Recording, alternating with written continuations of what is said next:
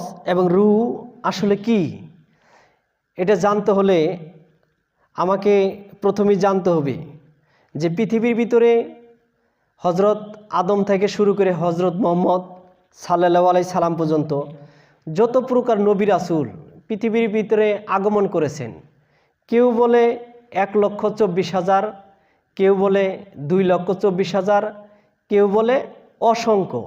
এই যত প্রকার নবী রাসূল পৃথিবীর ভিতরে আগমন করেছেন, প্রত্যেকটা নবী রাসূল একটা শিক্ষাই দিচ্ছেন। সেই শিক্ষাটা কি?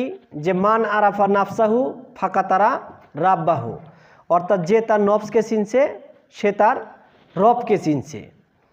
এখন আমরা জানি যে অনেকেই রুহুকে 5 ভাগে ভাগ করেছেন।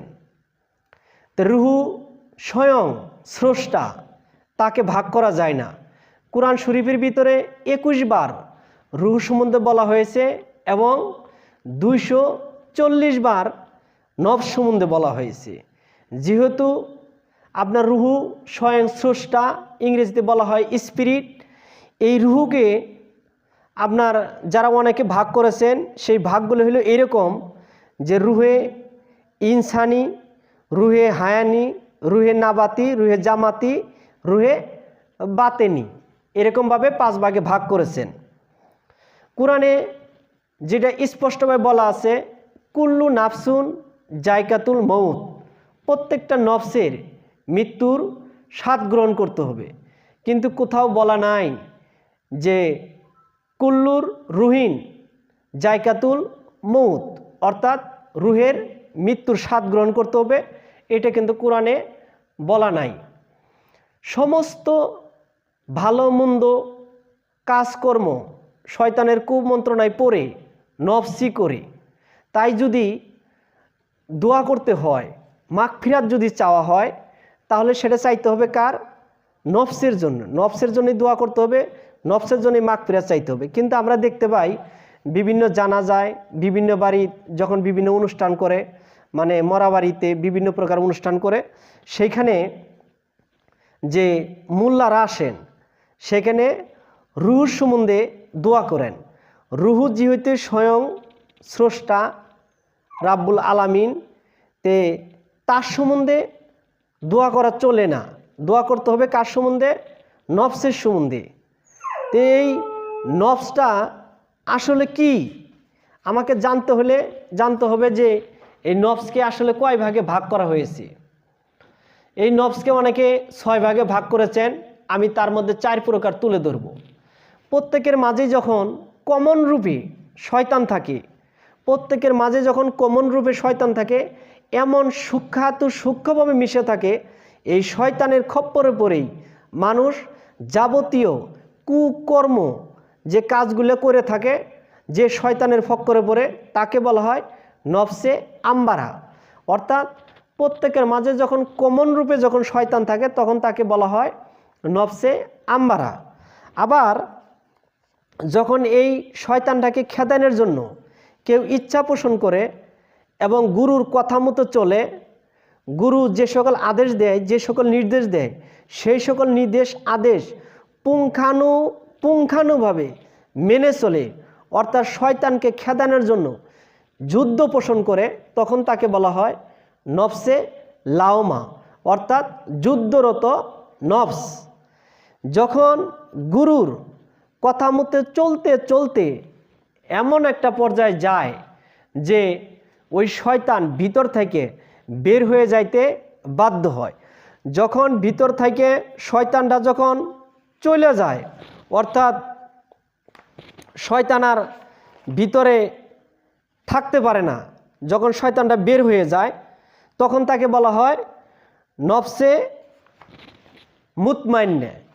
আর নফসে মুতমাইন্না হওয়ার সাথে সাথেই আল্লাহর পক্ষের থেকে একটা সুসংবাদ আসে, ইয়া আইয়ুহান নাফসুল মুতমাইন্না ফাতখুলিপি ইবাদি ওয়াতখুলি জান্নাতি। অর্থাৎ যে হে নফসে মুতমাইন্না, তুমি আমার দাসত্ব গ্রহণ করো এবং জান্নাতে প্রবেশ করো। সেটা কোন নফসের বেলা? যখন সে শান্ত এবং শয়তান মুক্ত একটা নফসে পরিণত হয় যখন তার মাঝে কোনো শয়তান থাকে না, শয়তানে কোনো প্রকার কুমন্ত্রণা তার ভিতরে কাজ করে না, তখনই আল্লাহ পাকের পক্ষের থেকে সুসংবাদ আসে, হে নফসে মুতমাইন্না, তুমি আমার দাসত্ব গ্রহণ করো এবং জান্নাতে প্রবেশ করো। তার পাশে আইলো নফসে ওয়াহেদাতান। এই নফসে ওয়াহেদাতান কি? যে আগে আমি বলছি যে একটা হাদিসে পাওয়া যায় যে মান আরাফা নাফসাহু ফাঁকা তারা রাব্বাহু, যে তার নফসকে চিনছে সে তার রবকে চিনছে। অর্থাৎ যখন একজন সাধক তার পীরের কথা মতো সাধনা করতে করতে এমন একটা পর্যায়ে যায় তার আপন ছুরত সে পায়ে যায়, তখনই সে হয়ে যায় কি নফসে ওয়াহেদাতান। তখনই সে বলে ফেলে আনা সুবাহানি মা আজামুসানি লাইসাফি জুব্বাতি, সেও আল্লাহ তালা, এই জুব্বার ভিতরে আল্লাহ তালা ছাড়া আর কিচ্ছু নাই। তখনই বলে ফেলে আনাল হক। তে এটা কখন বলে ফেলে? যখন সে নফসে ওয়াহেদাতানে পরিণত হয়। এখন এই নফস এবং রুহু এটার সম্বন্ধে যারা জানতে চান, ভালোভাবে যারা জানতে চান, তারা আমার মতো ক্ষুদে থেকে ক্ষুদ্রাণু লোকের কাছ থেকে স্পষ্ট জানতে পারবেন না। তারা জানতে গেলে বাবা শাহ সুফি সদরউদ্দিন চিশতির লেখা যে কোরআন দর্শন, সেখানে 3 খণ্ডে 30 পারায় কোরআন তিনি অনুবাদ করেছেন। সেইখানে সেটা পড়লে আপনারা নফস এবং রুহ সম্বন্ধে জানতে পারবেন। আরও জানতে পারবেন যে বাবা জাহাঙ্গীরের লেখা 30 পারায় কোরআন, যে হুবহুব বাংলায় শব্দার্থসহ অনুবাদ, সেটা পাঠ করলেও আপনারা রুহু এবং রব সম্বন্ধে জানতে পারবেন। আরও ভালো জানতে পারবেন যে বাংলার বুকে ইসলামের একমাত্র পুঙ্খানুপুঙ্খানুভাবে যিনি অন্তরে ধারণ করেছেন, যিনি ইসলামটাকে সুস্পষ্টভাবে মানুষের মাঝে তুলে ধরতেছেন, বাবা কাজী জাবের আল জাহাঙ্গীর সুরেশ্বরী। তার ভিডিওগুলো দেখলে আপনারা কি পারবেন যে এই নফস এবং রুহ সম্বন্ধে জানতে পারবেন। তা আপনারা যারা ভালোভাবে জানতে চান কাজী জাবের আল জাহাঙ্গীরের ভিডিওগুলো দেখবেন। সেই ভিডিওগুলো দেখলেই আপনারা নফস এবং রুহ সম্বন্ধে ভালোভাবে জানতে পারবেন।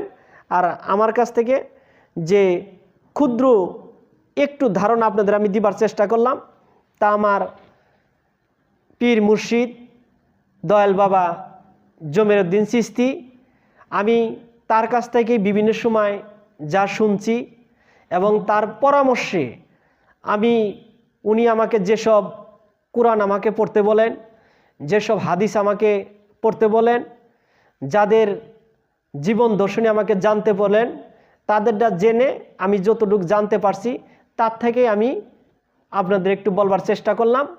যদি এর মাঝে কোনো ভুল ত্রুটি হয়ে থাকে আপনারা ক্ষমা করে দিবেন। আর ভালোভাবে জানতে গেলে আপনারা কাজী জাবের আল জাহাঙ্গীর এর ভিডিওগুলো দেখবেন এবং বাবা জাহাঙ্গীরের লেখা কুরআনুল মাজিদ সেটা পড়বেন।